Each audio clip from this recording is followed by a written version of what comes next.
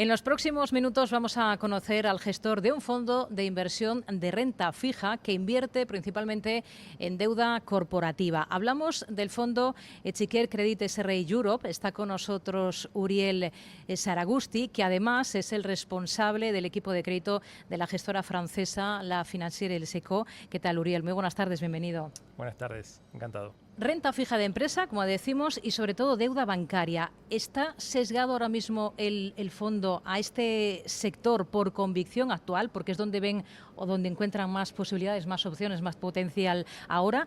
¿O la deuda bancaria es un tema estructural en la cartera de este fondo? Echiquer Credit Europe es un fondo que invierte en renta fija corporativa europea, todo tipo de sector, entre los cuales renta fija financiera. Tenemos inversiones en deuda senior o subordinada de renta fija financiera.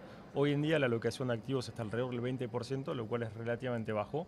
Es una posición estructural en ese nivel, diría. Cuando queremos ir a niveles más elevados, vamos más al 30-35%. La convicción del equipo hoy en día en cuanto al sector financiero y la solvabilidad del sector financiero es muy fuerte.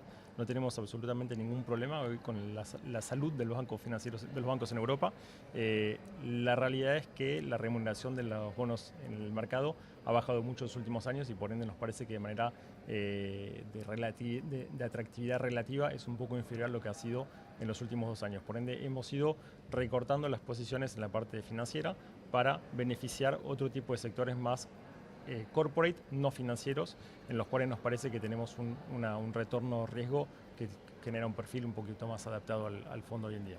Ahora hablamos de algunos otros sectores de donde están viendo oportunidades. En todo caso, la deuda que todavía mantienen de sector financiero, ¿es banca de la eurozona o también le dan cabida a entidades de otras regiones del viejo continente?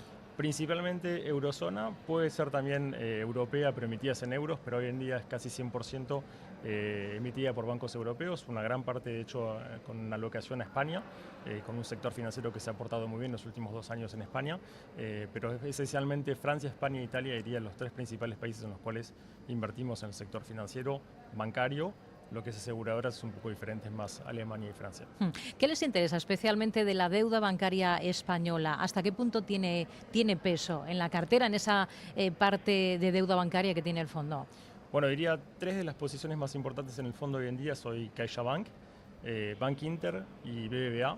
Santander no está muy lejos por detrás, así que tiene un peso importante en el portafolio. Cada una de ellas está alrededor de 1,5% en el portafolio, o sea que un total más o menos del 6 a 7% en renta fija bancaria española.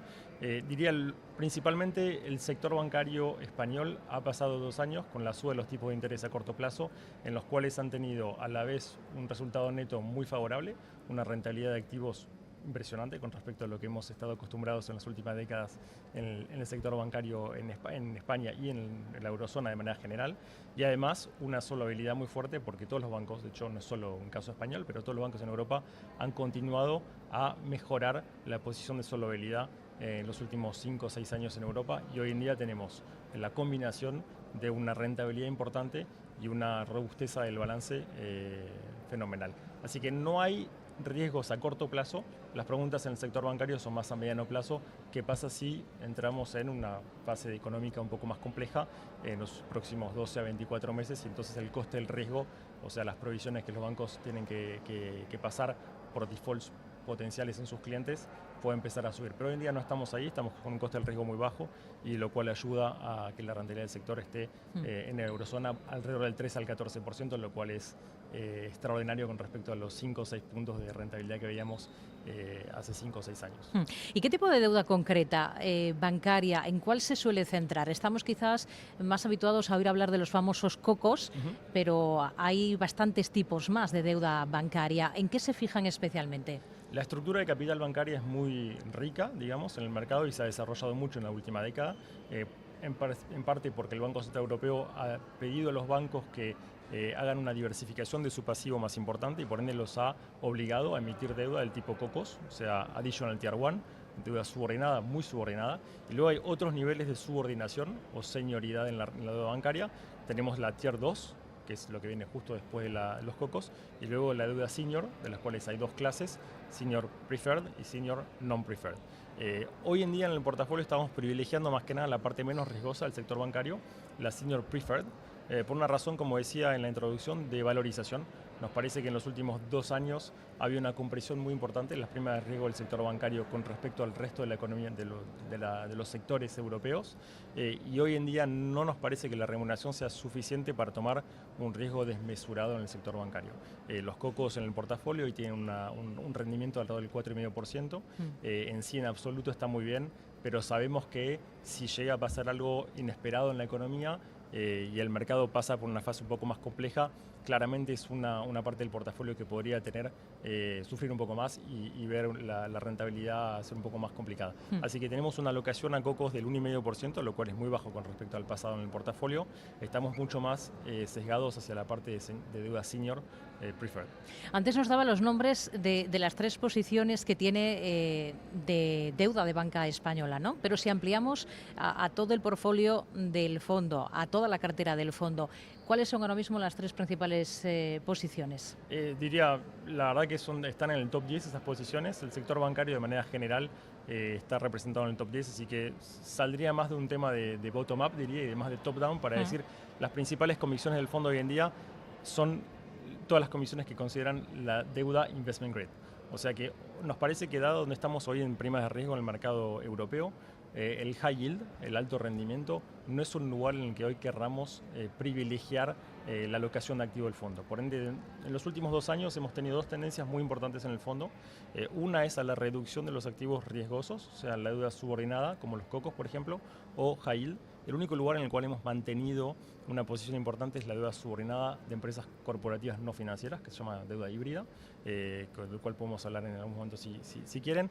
Y luego del otro lado, por la parte de deuda investment grade, digamos bonos clásicos investment grade, de empresas con balances muy robustos, hemos aumentado la duración. O sea que esos son los 2 temas más importantes de gestión del fondo en los últimos 3 años, aumento de la duración en la deuda investment grade y reducción progresiva del riesgo a medida que las primas de riesgo se van comprimiendo con respecto a la deuda investment grade.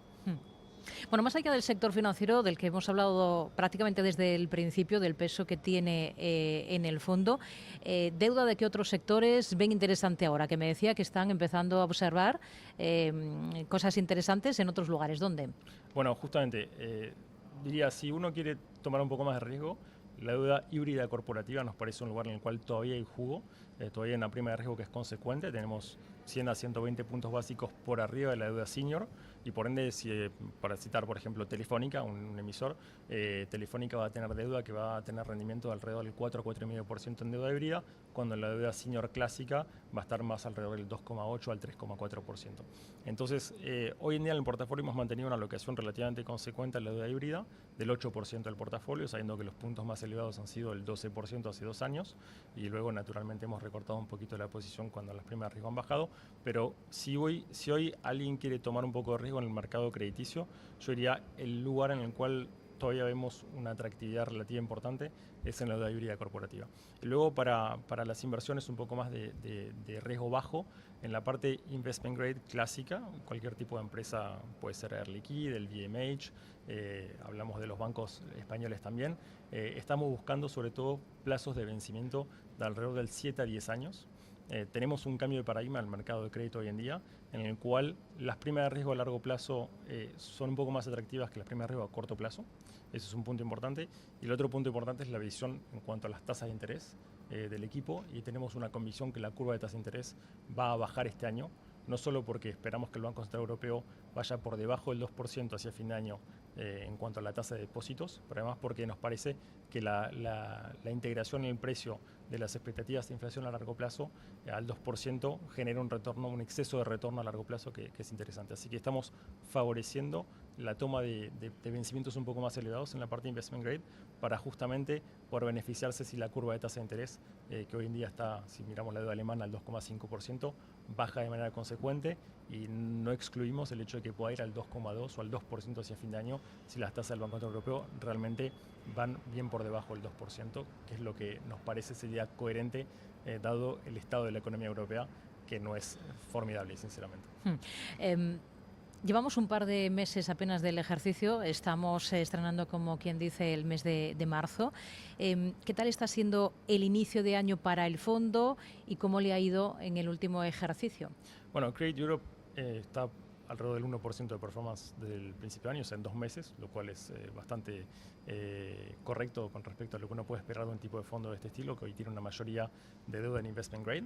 El año pasado estuvimos alrededor del 4% en performance, así que un ejercicio bastante bueno también para el fondo, y sobre todo es un fondo que ha tenido una acumulación de buena performance desde el 2022, que fue un año muy complicado para la renta fija de manera general, y en el cual el fondo ha hecho una sobreperformance con respecto a su índice de referencia de 250 puntos básicos.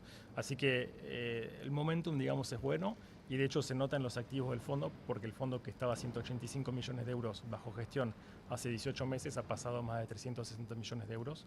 Así que una dinámica de captación de dinero muy activa, muy importante. Hemos colectado más o menos 150 millones de euros en los últimos 18 meses, lo cual es el reflejo, por una parte, de un interés general de los inversores con respecto a la renta fija, que habían olvidado durante una gran parte de la década anterior con tasas negativas o muy bajas, y en particular con este fondo, en el cual tenemos 5 estrellas Morningstar y que está siendo hoy en día uno de los fondos más importantes del equipo. En el último año hemos visto un ejercicio marcado por un volumen récord de emisiones y por una demanda sostenida. 2025, ¿cómo pinta en este sentido? Me parece que va a seguir siendo un año muy dinámico en cuanto a emisión de deuda. Si diferenciamos investment grade de high yield, el mundo high yield había tenido 2 ejercicios muy complicados en términos de volúmenes de emisión en el 2022 y en el 2023, y eso se desbloqueó muy fuerte en el 2024, en el cual hubo realmente un retorno de los emisores high yield al mercado con primas de riesgo un poco más bajas y la posibilidad de refinanciar deuda y patear un poco los muros de vencimiento.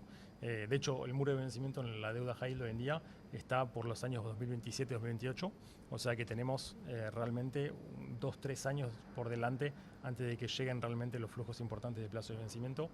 Dicho de otra manera, en el último año, básicamente, el universo high yield logró patear el problema más adelante, y que podía haber sido uno de los casos complicados si realmente no se hubiese abierto el mercado primario. Investment grade está muy dinámico de manera general desde 2020, pero me parece que en este año va a seguir, y probablemente, si los tipos de interés siguen bajando, los emisores investment grade, que se han ya acostumbrado al hecho que tienen que pagar un poco más caros que en la década anterior, los tesoreros sigan viniendo al mercado para emitir deuda. Así que nos esperamos, el año empezó de manera muy fuerte en volúmenes de emisión, esperamos a que el año siga siendo muy dinámico. Pero lo que es importante es que la demanda, por el otro lado, eso es la oferta, pero la demanda es muy fuerte. Hubo mucho apetito de inversores, como decía, por la renta fija de manera general, todo tipo de fondo de inversión, incluso de inversores institucionales que compran emisiones de manera directa, aseguradoras, por ejemplo, que están todos los tipos de inversores aumentando las alocaciones a renta fija de manera estructural, me parece, luego de haber pasado una década a buscar otras alternativas de inversión que generen un poco más de rendimiento. Pues con estas ideas nos quedamos. Uriel Saragusti, gestor del fondo Etxikier Credit SRI Europe. Ha sido un placer que haya estado con nosotros en Mercado Abierto en Capital Radio. Muy buenas tardes. Igualmente, buenas tardes.